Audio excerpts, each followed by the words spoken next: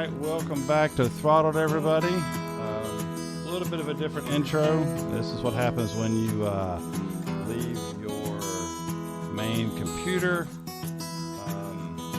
sitting there with no plug or power outlet, and it's wanting to charge for 20 minutes before it lets you log into it. So we're just going to close that guy up, not worry about him, and go ahead and start the show. Everybody that's listening on the podcast won't have a clue what we're talking about because I'll put the audio in here and we'll be good to go.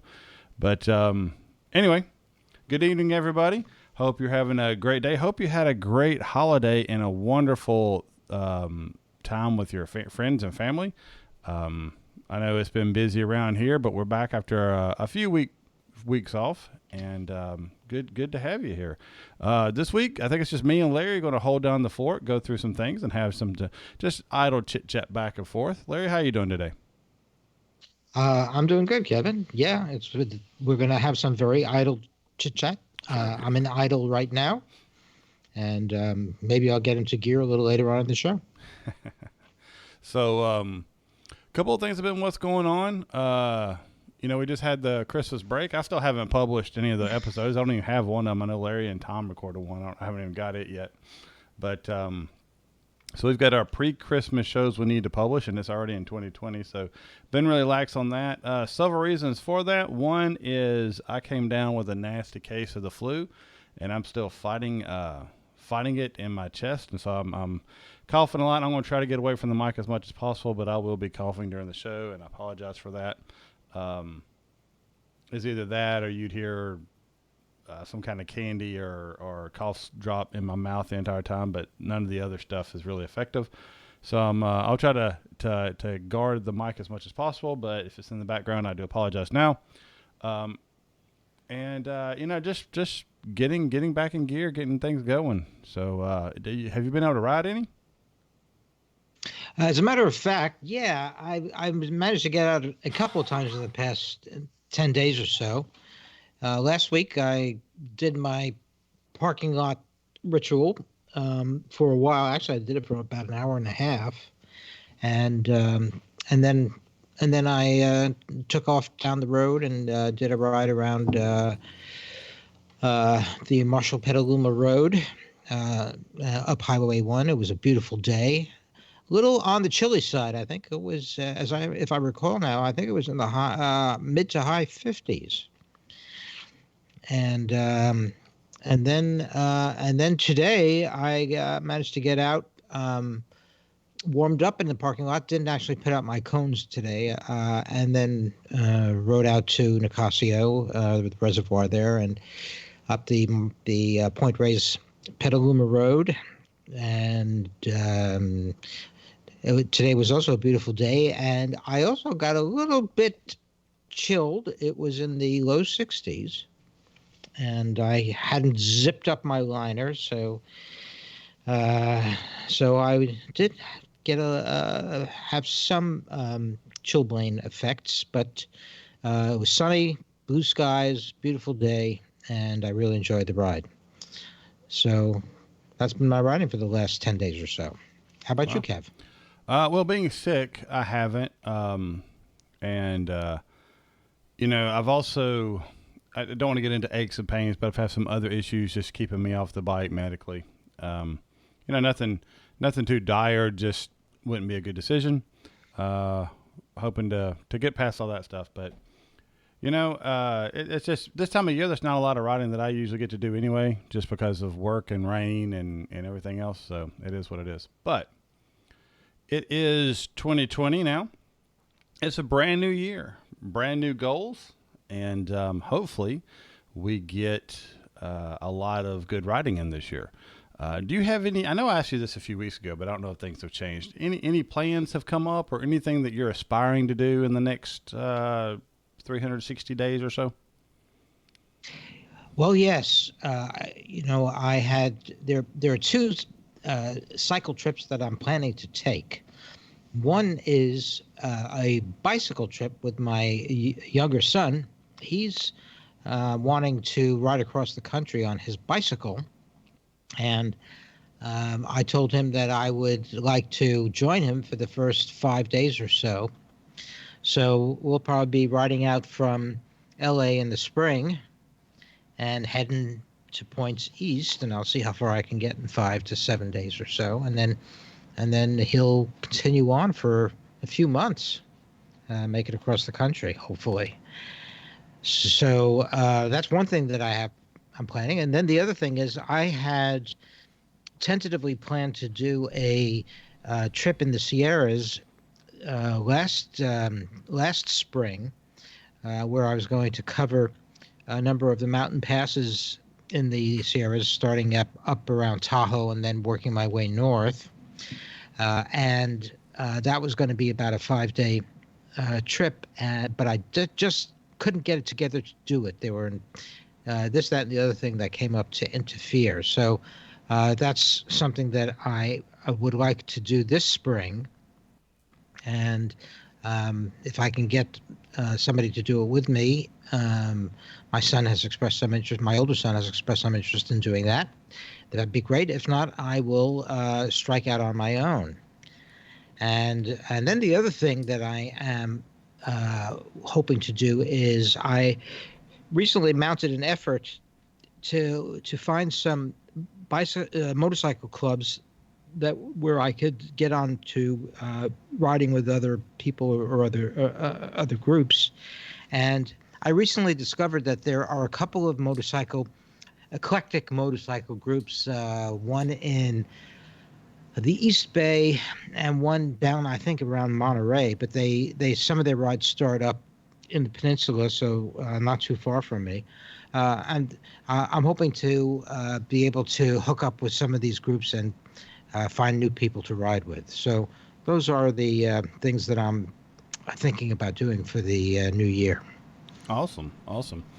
Yeah. Well, I was actually sitting here the other day trying to figure out what I wanted to do this year. Last year, my big thing was ride more, obviously, and really I failed at that. All the time down after the accident and changing jobs. My weekends were eat up. I really didn't get a ton of riding in this year. I did get March Moto Madness in, and that was my big thing for last year that I really wanted to do, and had a blast. And I'm trying to figure out about this year. Do I want to do the March Moto Madness thing again? And what am I looking at? So I've kind of What put some. for those who are new? What's the March Moto Madness?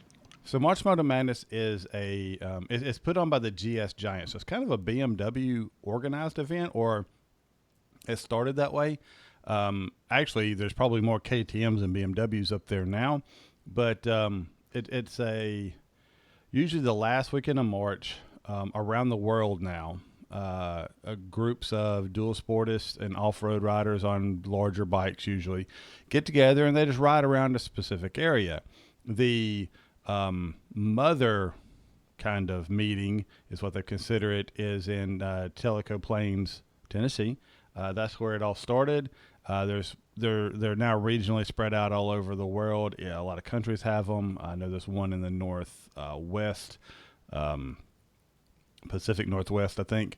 And so there's different places, but the mother kind of meeting grouping is in Tellico Plains, and it's usually the last weekend of March.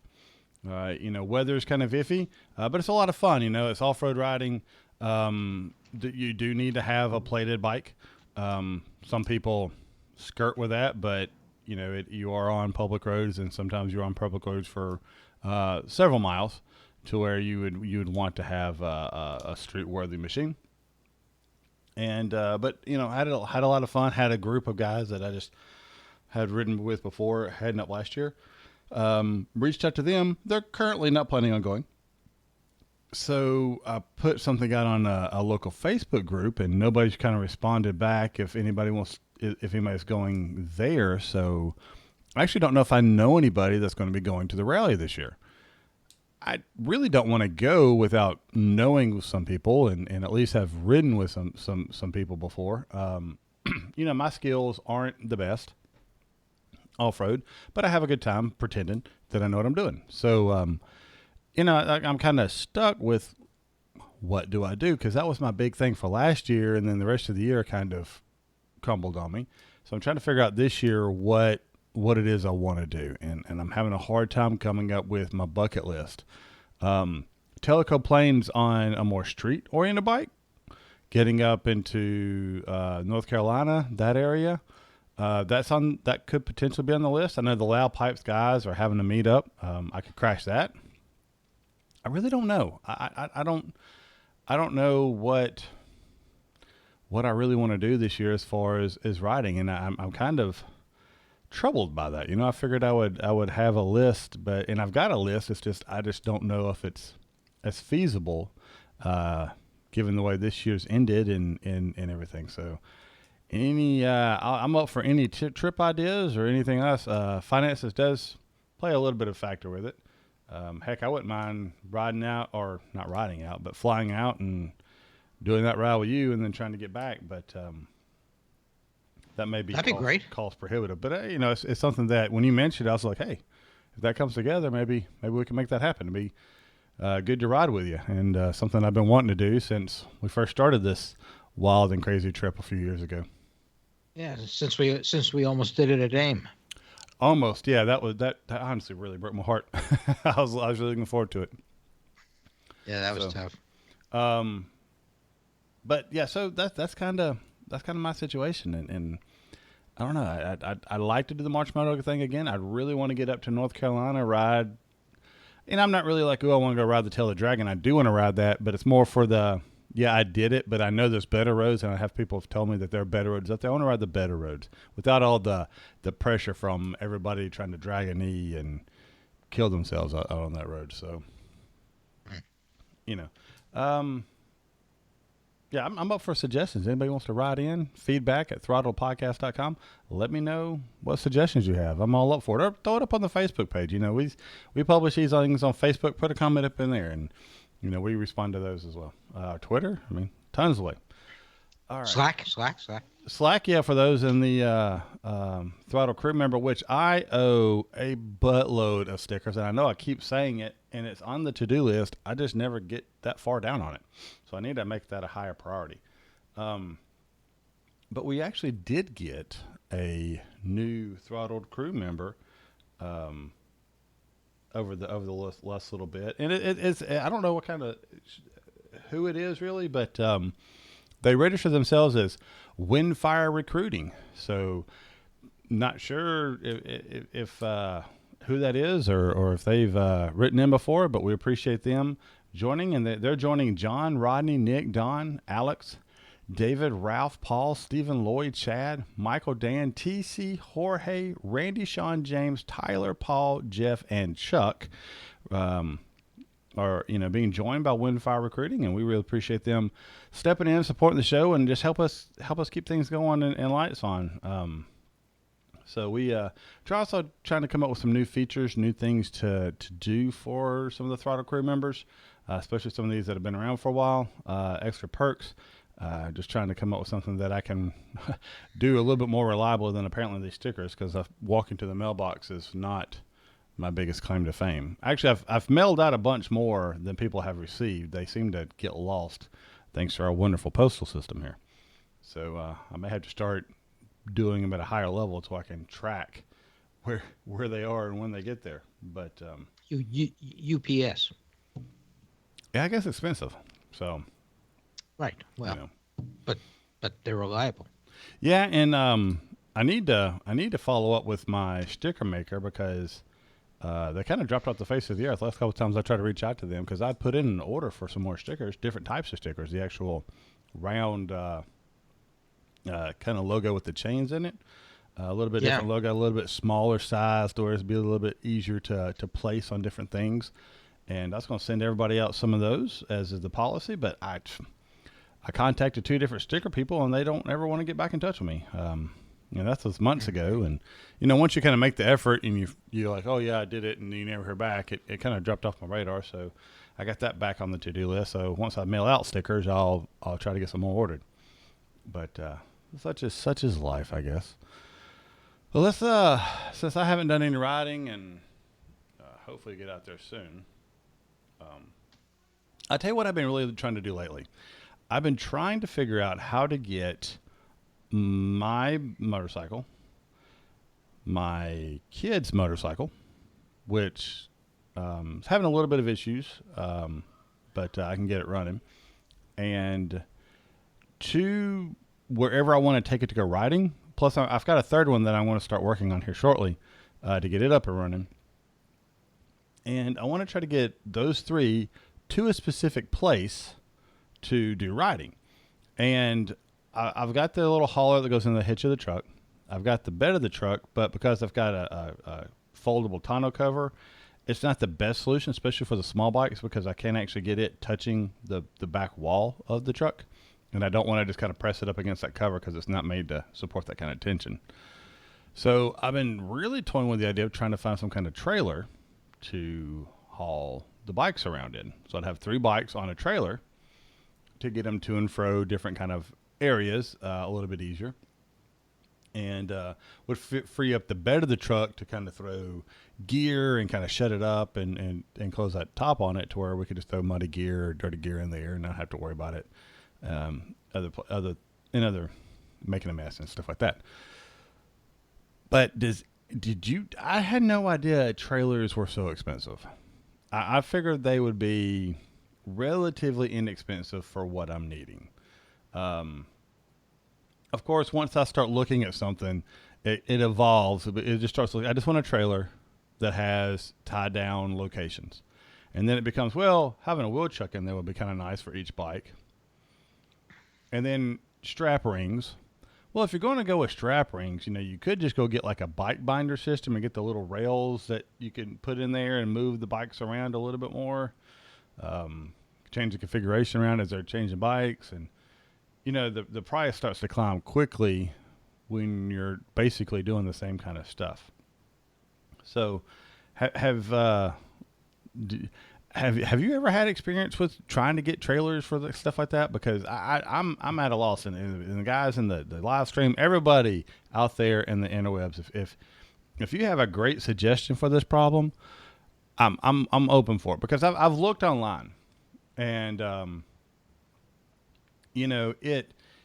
it's like, you find this one trailer, and it looks exactly the same as the other trailer. One's $800. One's $5,000. What's the difference between the $800 trailer and the $5,000 or whatever the other $1,000 trailer is? I can't ever figure it out. I can't figure out why one is more expensive than the other, when they seem to be relatively the same size. And there's also what about an enclosed trailer? Get a little bit more security. Something you could take long hauls with, and you don't have to worry so much about what's inside of it. You just gotta, secure it to the truck really well. But then I know those leak and everything. So, but it can kind of give you a home base as well. So I don't know. I'm kind of like, what do I need to? Yeah, see, Paul. So Paul says he's got a 5x8 with a drop grate. And that's what a lot is, 5x8, 6x10s. Those are the average sizes. Paul, how many bikes could you get on that? Comfortably. One trike. Well, I know he's got his trike, but he could kind of say. Rodney says you could try. Try one of his trailers. Yeah. Mm-hmm. Well, I mean, and the difference may be axle load. See, these three bikes aren't going to be more than. These three bikes aren't going to be more than his trike. I know that for sure. I mean, because it's a 125, a 90, you're looking at 600 pounds at the most, absolute most. Not stretching it. So anyway, so that's been my dilemma, and I have been on Facebook Marketplace. I have been on Craigslist. I have called some local trailering people. I don't know. I don't want to buy something and regret not having made the right choice. So I'm kind of in this analysis paralysis situation. Plus, like I said, Mhm. we know, as I mentioned earlier a couple of episodes ago, we did go to Disney, so I am currently in the Disney poor scenario, plus Christmas. So, you know, the money for gifts, especially for a dad, is way low. Well, maybe you could try some of Rodney's and see what works best for you, and then you could go out Well, Rodney and is find telling me one I on. need to get wheel chicks from Harbor Freight. I didn't know what wheel chicks are. I'm sure he means wheel chucks, but wheel chicks. I That's don't know. Real chick interesting. sounds better to me, I actually. mean, I'm not. Yeah, I'm going to steer clear of that, but I'm just saying um, that is an interesting argument he's making there. No, So now Paul says they're wheel chocks. shocks. Yeah, what a disappointment. Well, and I know a lot of people said the Harbor Freight the chucks are pretty good there. So, um, I don't need anything like Pitbull or anything like that. Just something basic.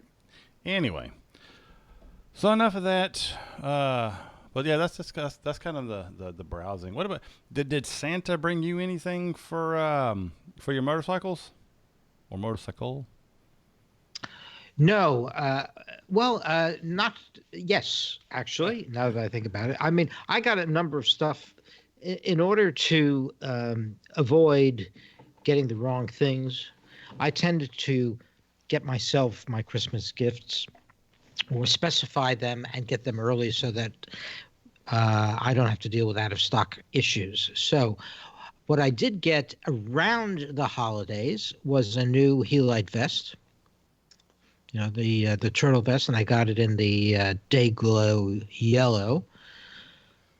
So I look kind of like a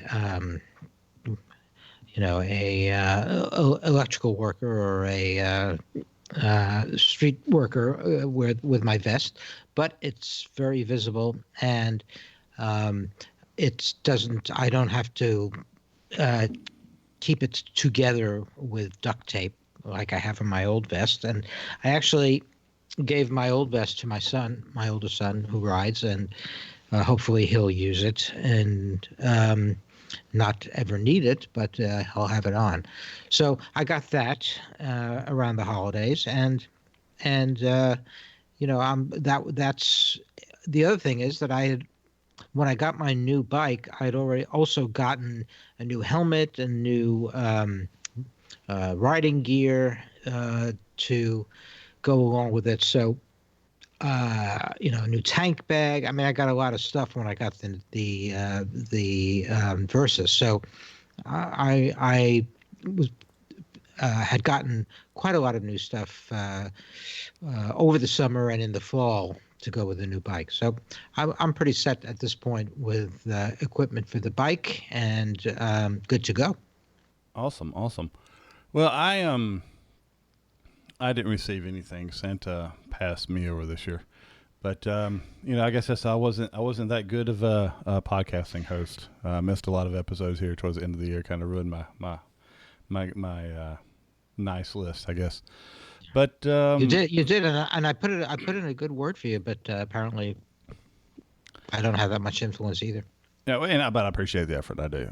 Yeah. But speaking of vest, we got an article talking about vest coming out, integrated into some different airbag tech for some stuff. But I also watched, and I can't remember the name of the company. I watched something on Chaparral's channel. They've got a channel, a gear channel, and I was watching something there, and they were demoing different vests and how many. They said you could use it like 4 or 5 times, and then send it back in. They'll inspect it, and it's just the bladder. The vest is separate from the bladder, so you just send the bladder in. Right. And Uh-huh. I want to go back to that video and kind of find out who the manufacturer is, and see if we can start getting some product manufacturers on the show to talk about their gear, talk about their products. Maybe try to move the show in a little bit more of a gear session, and then we'll split up those interviews and stuff like that as we go along. But we're trying to do different things. We're on YouTube now, and think we're up to 30 subscribers there. So that's see 27 more than I thought we would have. So you know, me, you, and my mom. Yeah, So that would be the three. And exactly. but yeah, so it's we're doing different things, trying to just keep things rolling here. But on motorcyclenews.com, there's a article, and we'll have a link to this in the show notes. RST is offering cutting edge airbag tech for all, and the they kind of start the article saying, hey, the current airbag cost for a lot of this stuff is $1,500 to $3,500. With Helite having some individual things is a difference. But how much was a Helite that you guys are using? About $650. About $650. So that's not cheap, especially when you're adding that on top of all your other gear that you're trying to use if you're using a lot of gear. But what they're trying to do is they're trying to say they want to offer an entry-level GT textile jacket with fully integrated electronic airbags for just $399. Now this is in pounds, so it's pounds, right? A little bit more after you convert it over. But they're really trying to democratize airbag technology so that ordinary riders, not just the wealthy of us, can afford the extra level of safety, and injury reduction figures from airbags are simply staggering. I always go back when I'm talking to people about airbags and use your accident with the ladder as a prime example of why you should be using these things. And honestly, it's amazing that I don't have one. It's something that I preach about and tell people that, hey, they're probably a good idea.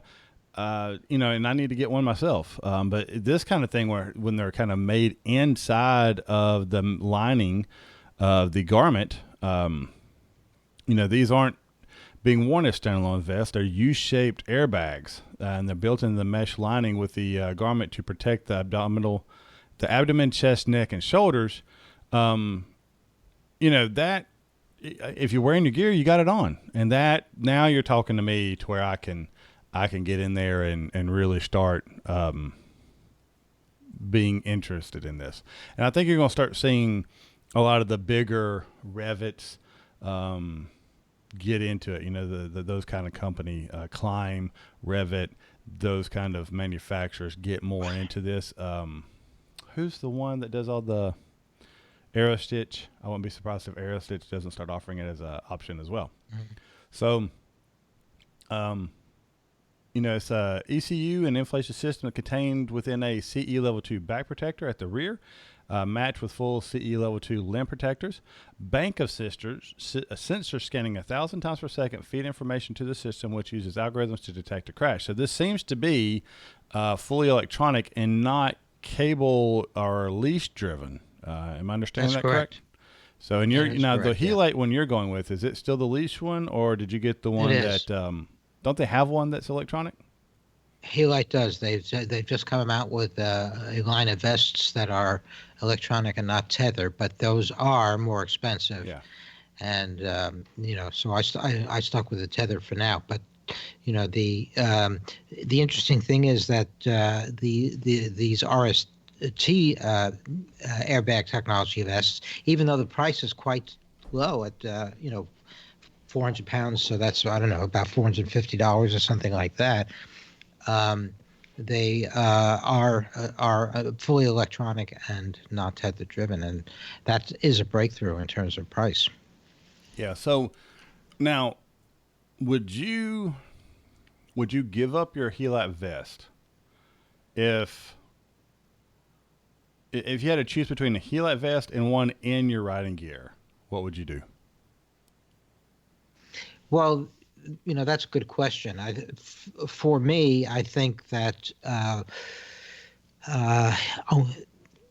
I like the advantage of being able to choose whatever riding gear I want, and then use it with the Helite vest, uh, um, or B, change my riding jackets depending on the season. So it used to be that I had a heavier jacket that I used during the winter, and a lighter jacket that I used in the spring and summer, and both of those would work with the Helite vest, and that was quite convenient.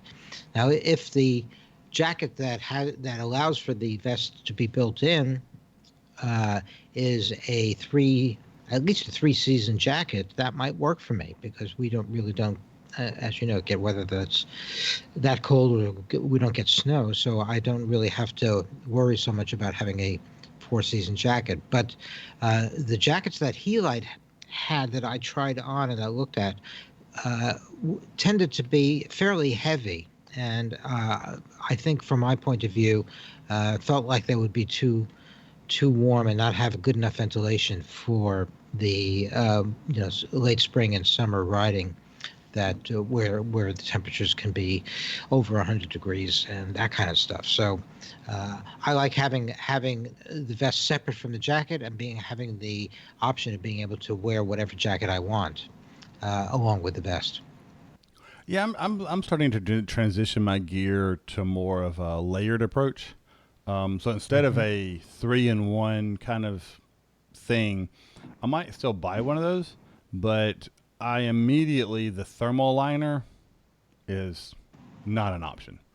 Um, I think there's other things that keep you warmer that are thinner, and the water liner, the rain liner that they give you with those, I just use that for when I want more of a windbreak.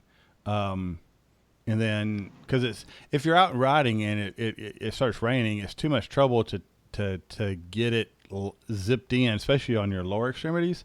So I'm more or less to just have some throw on rain gear, frog tog type things that I could throw on under an underpass or in a gas station real quick to keep going. So that's that's kind of where I'm at with that. So if I look at this, I'm always going to probably have that shell of a jacket with the shell, the armor. Hopefully have it vents well. I could see this being beneficial for somebody like me who always wears that same jacket almost everywhere they go. Whatever Hmm. road riding, street riding, which is on the road. I don't know why I said it twice. In the dirt, I'm always wearing usually that same jacket with different layers of things underneath it. But I've usually got that jacket on.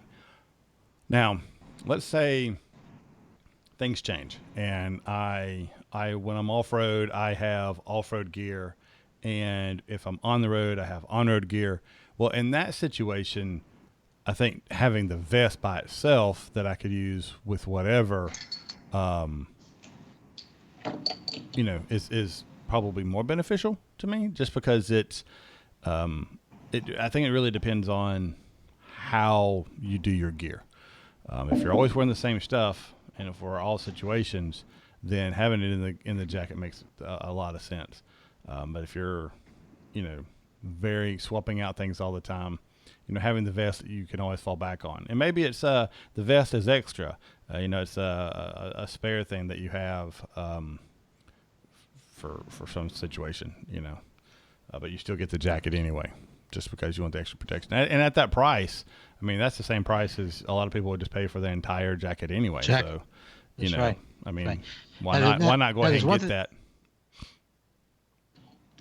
There's one thing about this that we didn't mention, and that is that um, even though the vest is relatively inexpensive and it can be swapped between garments, that you do actually have to lease the electronic brain for the vest, and that can cost about $15 or so a month.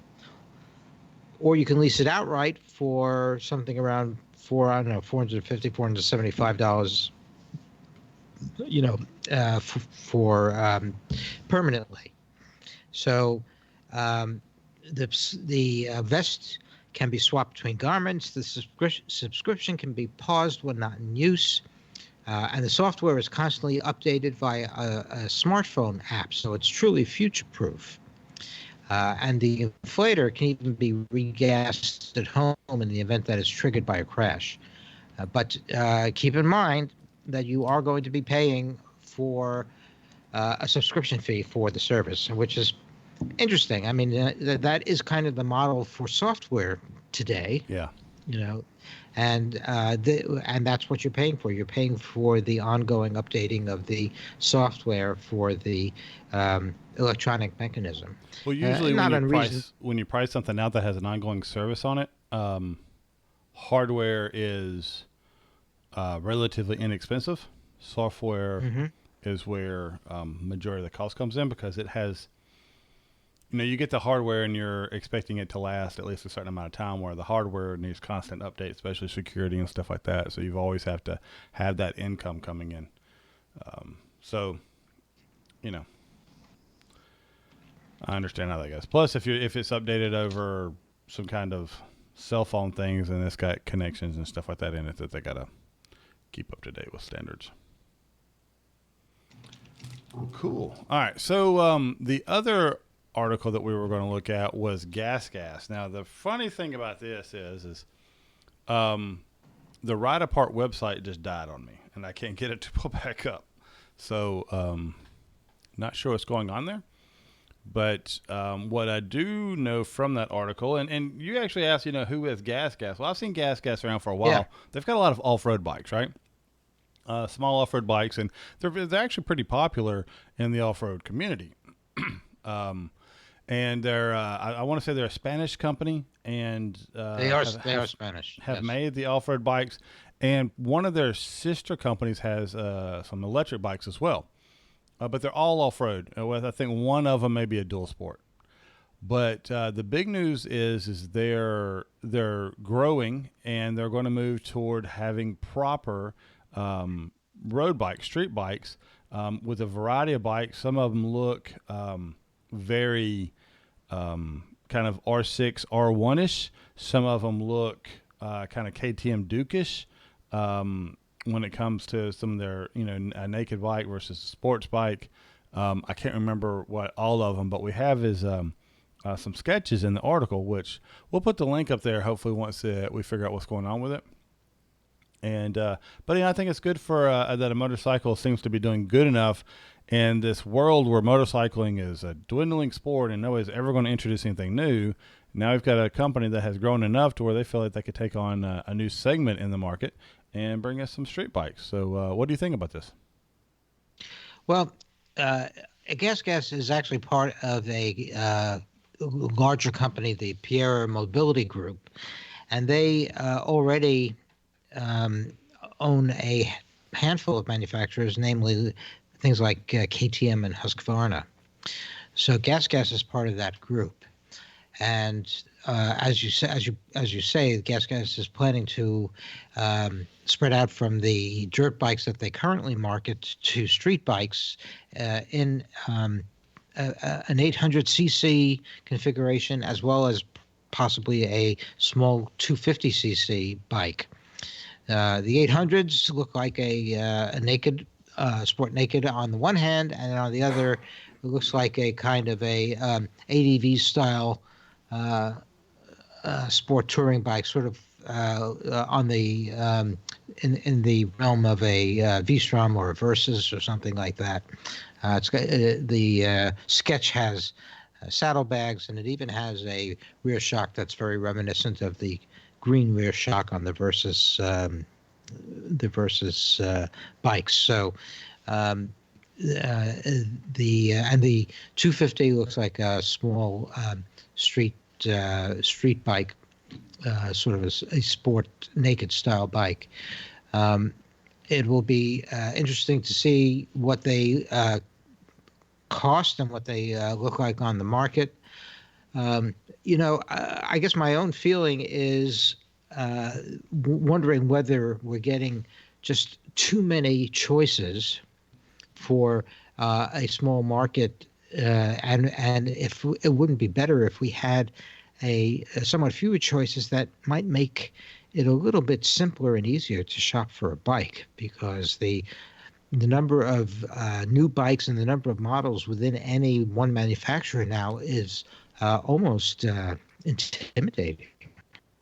Yeah, but I mean, diversification.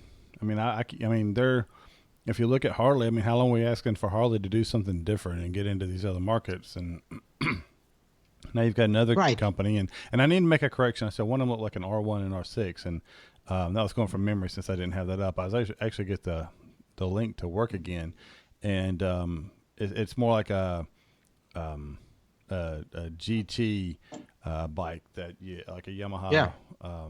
What is it? Tracer. The Tracer GT is what it looks like. So if I'd almost be like it, Or versus. Yeah. yeah, or versus kind of the sport touring kind of thing situation there. And I don't know. I mean, because they're black and white ink sketches, and so they're not very detailed. There's a lot of shading, and so they're just basically the outline of it. So it could be a lot of stuff going on there. But it's good that they're recognizing the 250 market and the 800 market, and I wouldn't say that it's because they're not everywhere, right? Gas isn't on every corner. So I think they're going to be more of a niche manufacturer for a while, and they may. I look at Husqvarna and KTM already kind of confuse me because they sell almost identical bikes, in around the same area. Maybe Gas is going to be their low end, right? To where you have, hey, here's our kind of entry level cheap brand.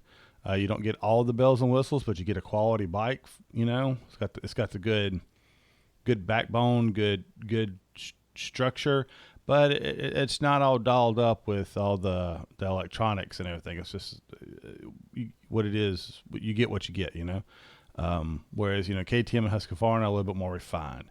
Maybe that's the way they're trying to propose it. I don't know. Kind of interesting though, definitely.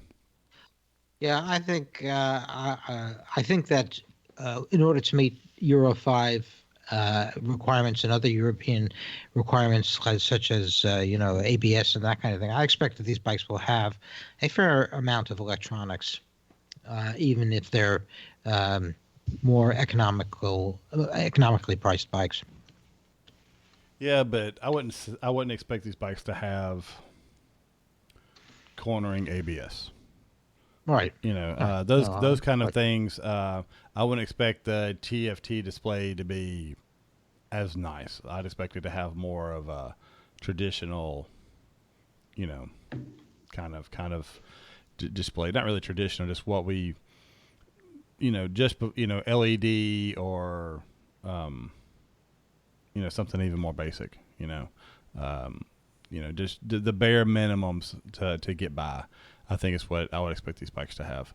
But I could be completely wrong. And, maybe a situation where they're going to make them just as qualified, just as good, just as feature packed. And they're just hoping you don't realize it's the same company. So who knows? All right. So what you want to talk about next?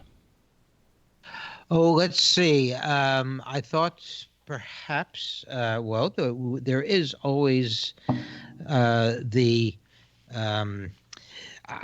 the shootout that occurred that was written about between the Zero and the Tesla.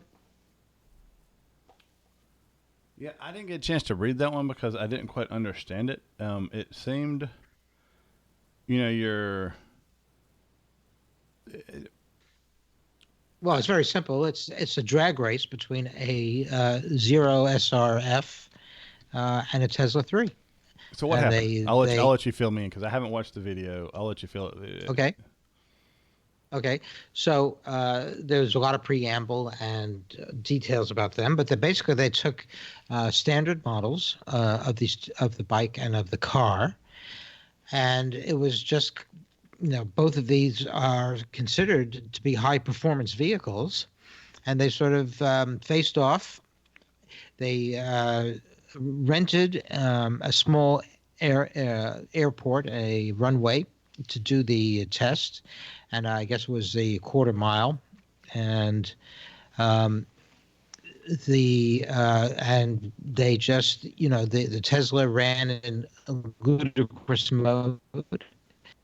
And they gave a number of the details.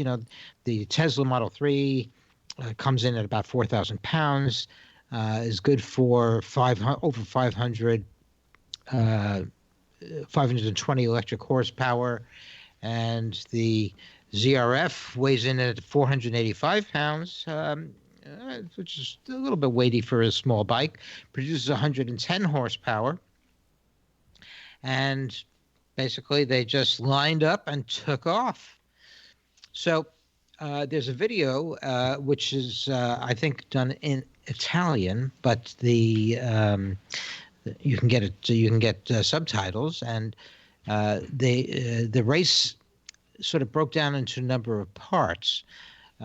When they first take off, the Tesla is the first one to reach about 60 miles an hour, and it reaches it in about 3.5 seconds. The Zero gets it at about 3.9 seconds.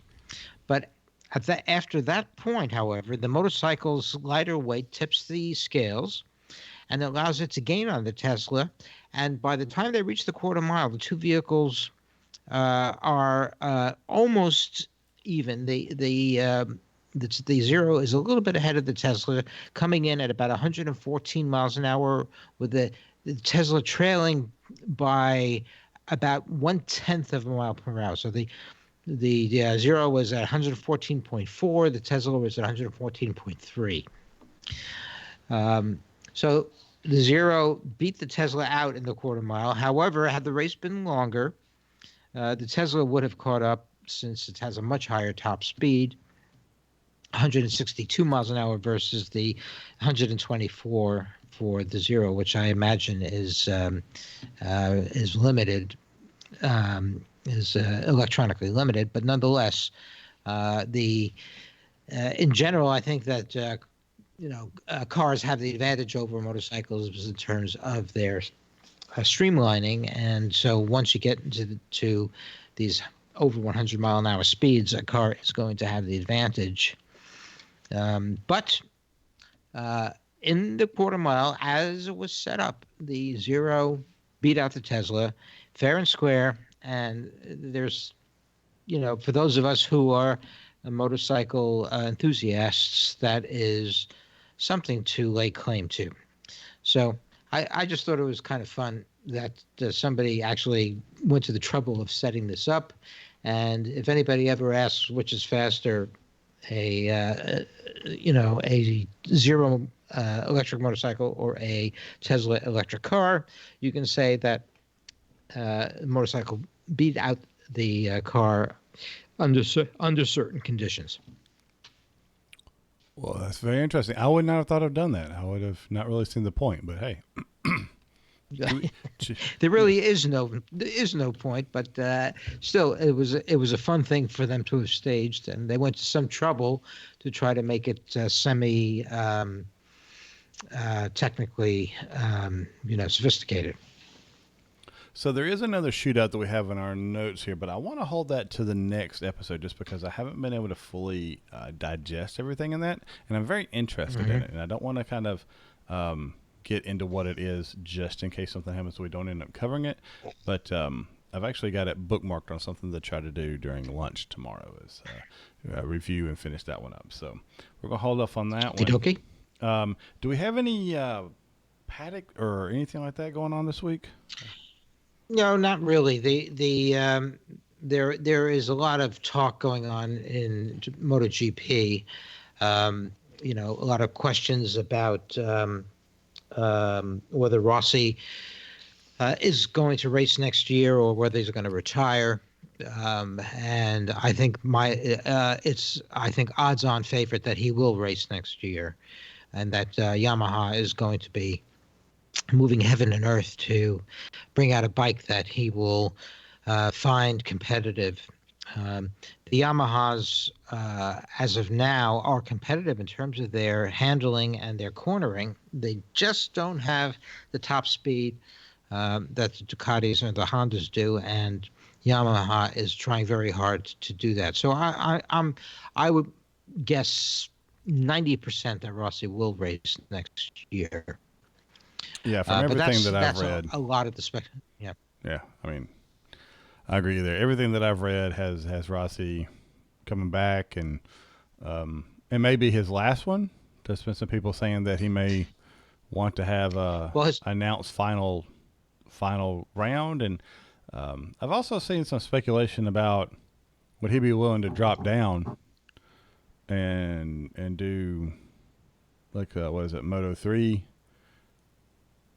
well, either Moto 3 or maybe World Superbike or something like that. But no, I'm pretty sure that that would never happen. Yeah, So I think that once Rossi decides not to race in MotoGP, he's going to retire, or he may go into other kinds of racing.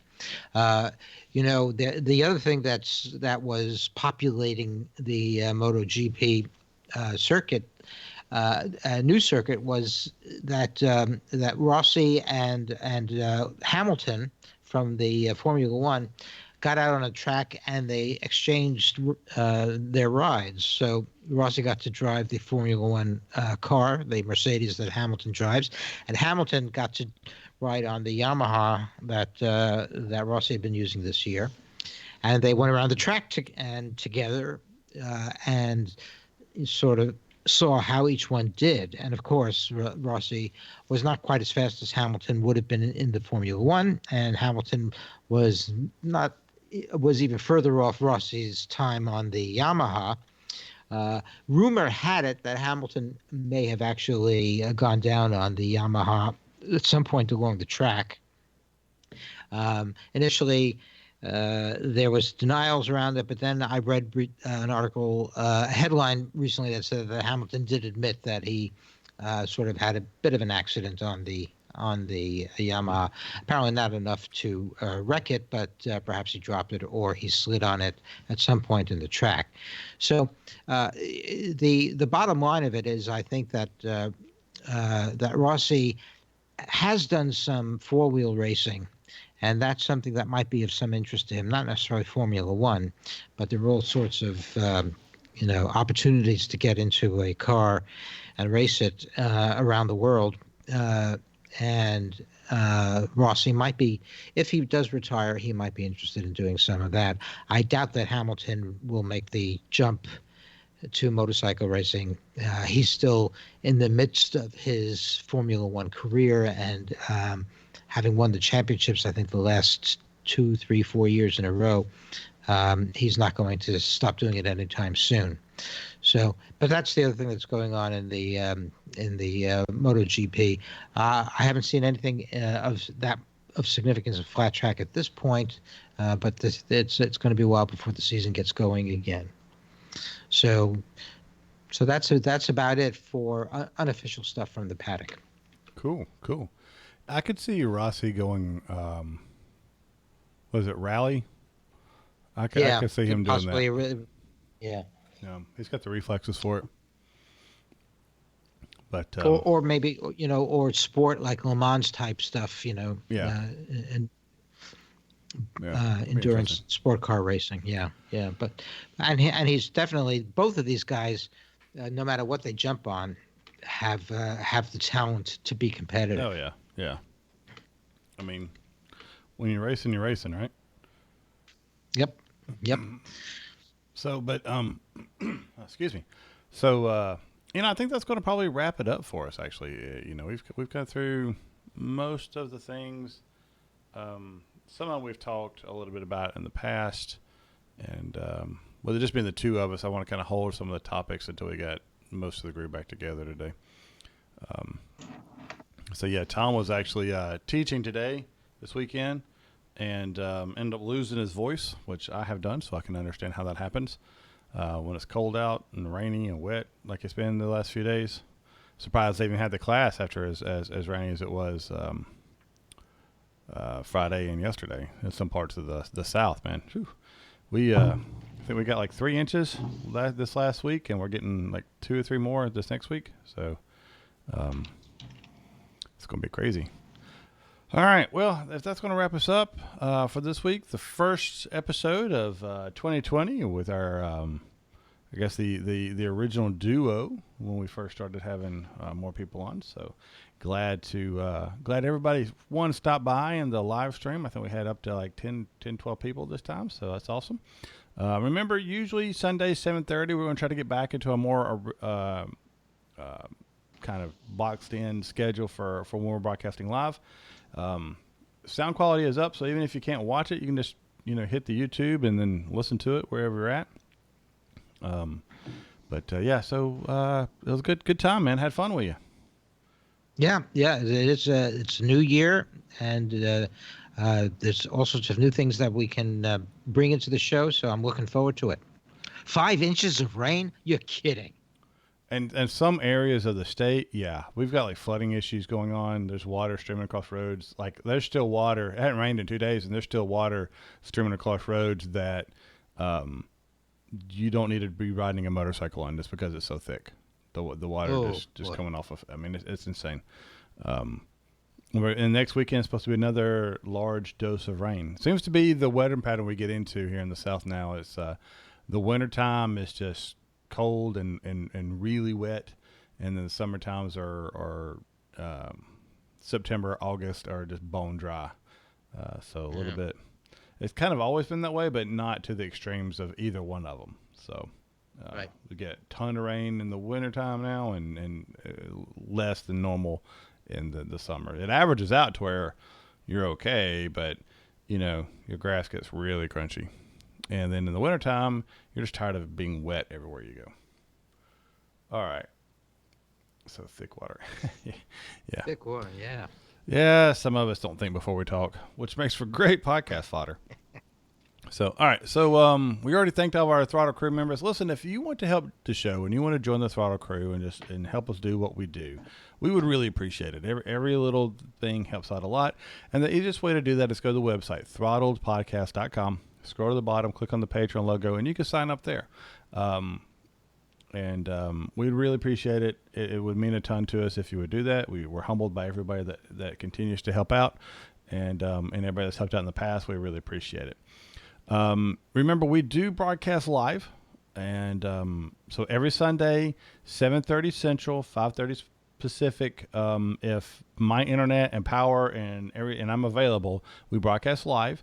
There's been a lot of shows lately where the other guys get together when I'm not here, and actually one of the shows that I owe to put out for you guys is one of those where I need to get their show and get it published. So, but hey, that happens, right? We are on Twitter at Throttle Show and Facebook Throttle Podcast. Instagram, Throttled Show. I need to get that back up and running. I'm going to start trying to take more pictures of rides and stuff like that we're doing. And I want to get all the other co-hosts and everything and contributors to send in pictures and give them access to post on that, hopefully. So we'll see how that goes. Anyway, thank you so much for tuning in. We really appreciate it. Larry, you want to wave goodbye? Goodbye, everybody. I'm waving. Hey, we're on YouTube, yeah. You see? I'm waiting. And, if the weather's good, ride. If the weather's not good, don't ride. But whatever you do, make sure that you ride your own ride. All right. So, if there's any kind of things in the new year, new changes, new features, new expectations you want to set for the show, we're here for you, right? So send us a note. Let us know.